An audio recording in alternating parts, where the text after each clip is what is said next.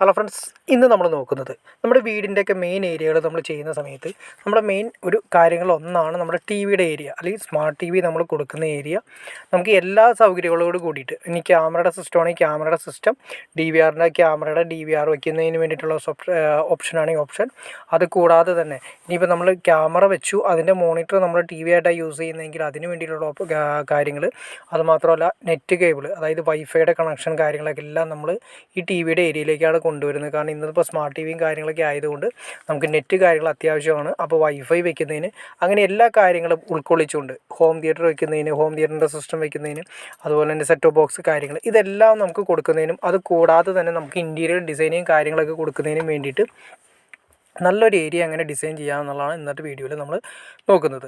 നിങ്ങൾ കാണുന്ന പോലെ തന്നെ അത്യാവശ്യം വലിപ്പം വരുന്ന നമ്മുടെ ഒരു ഏരിയയിൽ, അതായത് നമുക്ക് ഡൈനിങ്ങിൽ നിന്നും കാണാവുന്ന രീതിയിൽ ഏറ്റവും ടി വിയുടെ ഏരിയ നമുക്ക് സെറ്റ് ചെയ്യുകയാണെങ്കിൽ ഏറ്റവും നല്ലത് ഡൈനിങ്ങിൽ നിന്ന് കാണാവുന്ന രീതിയിൽ നമുക്ക് ചെയ്യാൻ പറ്റിക്കഴിഞ്ഞാൽ ഏറ്റവും നല്ലത്. കാരണം വെച്ചിട്ടുണ്ടെങ്കിൽ നമ്മൾ കൂടുതലും യൂസ് ചെയ്യുന്നത് വാർത്തകളും അതുപോലെ തന്നെ കാര്യങ്ങളൊക്കെ കാണുന്നത് കൂടുതലും ഭക്ഷണം കഴിക്കുന്ന സമയത്തായിരിക്കും. പക്ഷേ അങ്ങനെ ചെയ്യാൻ പാടില്ലെങ്കിലും ഏറ്റവും കൂടുതൽ ആളുകൾ ചെയ്യുന്നത് അങ്ങനെ തന്നെയാണ്.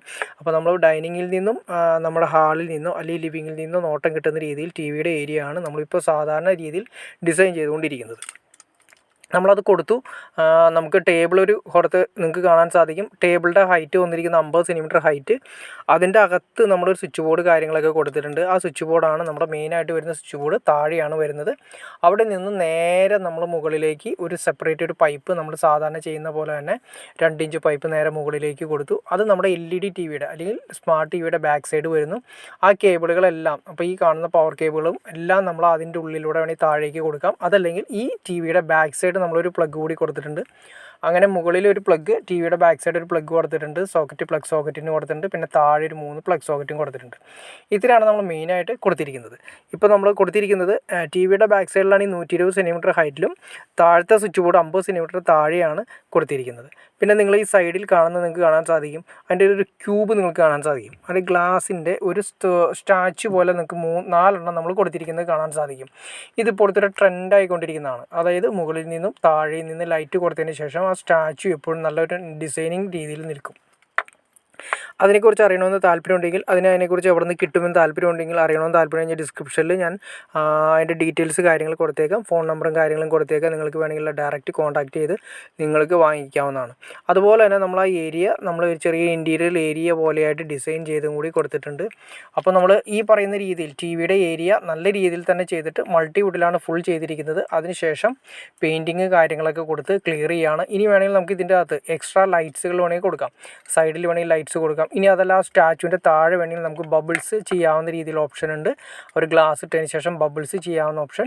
പിന്നെ നമ്മുടെ ഹോം തിയേറ്റർ വെക്കാനുള്ള ഓപ്ഷൻ. ഹോം തിയേറ്ററിൻ്റെ ലെഫ്റ്റ് സൈഡും റൈറ്റ് സൈഡും സാറ്റലൈറ്റ് സ്പീക്കർ ബാക്കിൽ നമ്മൾ കൊടുക്കും. അതുകൂടാതെ സെൻട്രൽ സ്പീക്കർ, പിന്നെ സബ് വരുന്നതിനെല്ലാം കൊടുക്കുന്നതിനും വേണ്ടിയിട്ട് നമ്മുടെ ടി വിയുടെ ഏരിയ തന്നെ നമുക്ക് യൂസ് ചെയ്യാം. അപ്പോൾ ടി വിയുടെ ഏരിയ യൂസ് ചെയ്യുന്ന സമയത്ത് നമുക്ക് എല്ലാ സൗകര്യങ്ങളോട് കൂടി കൊടുക്കാവുന്ന രീതിയിലായിരിക്കണം ചെയ്യേണ്ടത്.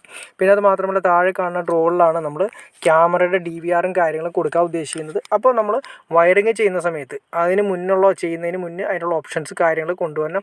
ഫ്രണ്ടിലെ ക്യാമറകളിൽ നിന്നും വയർ കൊണ്ടുവന്ന് നേരെ ഈ പറയുന്ന ബോക്സിൻ്റെ അകത്തായിരിക്കണം കൊടുത്തേണ്ടത്. അതുമാത്രമല്ല DVRൻ്റെ അകത്ത് വെച്ചതിന് ശേഷം അതിൻ്റെ മോണിറ്റർ ഔട്ട് നമ്മൾ ടി വി ആയിട്ട് യൂസ് ചെയ്യും.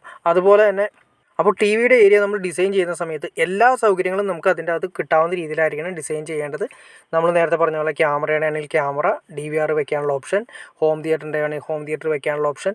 അത് കൂടാതെ തന്നെ നമ്മുടെ വൈഫൈ കണക്ഷൻ ആണെങ്കിൽ ഏറ്റവും അത്യാവശ്യം ഇപ്പോൾ വൈഫൈ ആണ്. വൈഫൈ കണക്ഷൻ കൊണ്ടുവരാനുള്ള ഓപ്ഷൻ അതിൻ്റെ അകത്ത് വൈഫൈക്ക് കൊടുക്കാൻ.